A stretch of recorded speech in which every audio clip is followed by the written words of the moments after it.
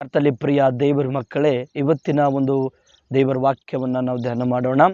ನೋಡ್ರಿ, ಆಶೀರ್ವಾದ ಬರಬೇಕಾದ್ರೆ ನಾವು ಏನು ಮಾಡಬೇಕು, ಆ ಆಶೀರ್ವಾದ ಯಾವ ರೀತಿ ನಮಗೆ ಸಿಗುತ್ತೆ, ಅದರ ಒಂದು ಕುರಿತು ದೇವರ ವಾಕ್ಯ ಓದೋಣ.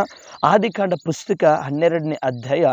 ಯೆಹೋವನು ಅಬ್ರಾಮನಿಗೆ, ನೀನು ಸ್ವದೇಶವನ್ನು, ಬಂಧು ಬಳಗವನ್ನು, ತಂದೆಯ ಮನೆಯನ್ನು ಬಿಟ್ಟು ನಾನು ತೋರಿಸುವ ದೇಶಕ್ಕೆ ಹೊರಟು ಹೋಗು.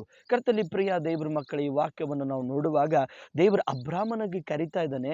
ಅಬ್ರಾಮನಿಗೆ ಕರೆದು ಹೇಳ್ತಾ ಇದ್ದಾನೆ ಏನಂತಂದರೆ, ನೀನು ನಿನ್ನ ಬಂಧು ಮತ್ತು ಬಳಗ, ತಂದೆ ಮತ್ತು ಮನೆಯನ್ನು ಬಿಟ್ಟು ನಾನು ತೋರಿಸುವ ದೇಶಕ್ಕೆ ಹೋಗು. ಒಂದೊಂದು ಸರ್ತಿ ನಮಗೆ ದೇವರ ಆಶೀರ್ವಾದ ಬರಬೇಕಾದ್ರೆ ಕೆಲವೊಂದು ಬಿಟ್ಟು ಬರಬೇಕಾಗ್ತದೆ ಪ್ರಿಯ ದೇವರ ಮಕ್ಕಳೇ. ಅಬ್ರಾಮನು ತನ್ನ ಸ್ವದೇಶವನ್ನು ಬಿಟ್ಟು ದೇವರ ತೋರಿಸಿರ್ತಕ್ಕಂಥದ್ದು ದೇಶಕ್ಕೆ ಬಂದಾಗ ದೇವರು ಅಬ್ರಾಮನಲ್ಲಿ ಬ್ಲೆಸ್ ಮಾಡಿದ, ಆಶೀರ್ವಾದ ಮಾಡಿದ, ಸಂತಾನವನ್ನು ಕೊಟ್ಟಿದ, ಅಭಿವೃದ್ಧಿಪಡಿಸಿದ. ಹಾಗಾಗಿ ಇವತ್ತಿನ ಒಂದು ಕಾಲದಲ್ಲಿ ನಮಗೆ ಆಶೀರ್ವಾದ ಬರಬೇಕಾದ್ರೆ ನಾವೇನು ಬಿಟ್ಟು ಬರಬೇಕು?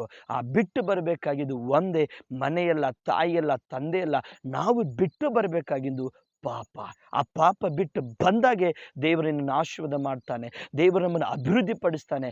ಅಬ್ರಾಮನು ಯಾವ ರೀತಿ ಒಂದು ಸ್ಥಳವನ್ನು ಬಿಟ್ಟು ಬಂದಿದ್ದೋ, ಇವತ್ತು ಪಾಪವನ್ನು ಬಿಟ್ಟು ಬಾ, ದೇವರನ್ನು ಆಶೀರ್ವಾದ ಮಾಡ್ತಾರ, ಅಭಿವೃದ್ಧಿ ತರ್ತಾರ, ಕೃಪೆಯಿಂದ ತುಂಬಿಸ್ತಾರ. ಹಾಗಾಗಿ ಕರ್ತನಲ್ಲಿ ಪ್ರಿಯರೇ, ಕೆಲವೊಂದು ನಾವು ಬಿಟ್ಟಾಗೆ ಕೆಲವೊಂದು ನಾವು ಪಡ್ಕೊಳ್ತೀವಿ. ಆ ದೇವರು ಪಾಪವನ್ನು ಬಿಟ್ಟಾಗ, ಆ ದೇವರನ್ನು ಹಿಡಿದಾಗ ನಮ್ಮನ್ನು ದೇವರು ಆಶೀರ್ವಾದ ಕೊಡ್ತಾರೆ, ದೇವರು ಅಭಿವೃದ್ಧಿ ಪಡಿಸ್ತಾರೆ. ಹಾಗಾಗಿ ಪಾಪವನ್ನು ಬಿಡು, ಪಾಪವನ್ನು ಬಿಟ್ಟು ದೇವರ ಕಡೆ ಬಾ, ದೇವರ ಆಶೀರ್ವಾದ ಮಾಡ್ತಾರೆ. God bless you. Praise the lord.